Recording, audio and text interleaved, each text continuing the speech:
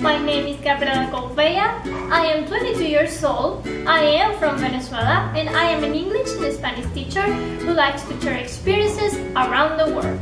I like for my students to learn as much as they can, so this is my first goal. I am passionate, charismatic, responsible, and kind.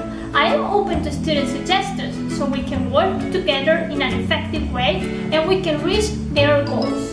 I got graduated from University of Education in Foreign Languages and I also took an English course in London. I created material for the classes.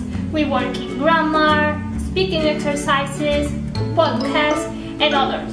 In my free times, I like to play the keyboard and write stories.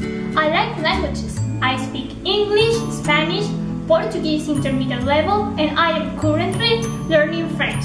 I hope to hear from you soon.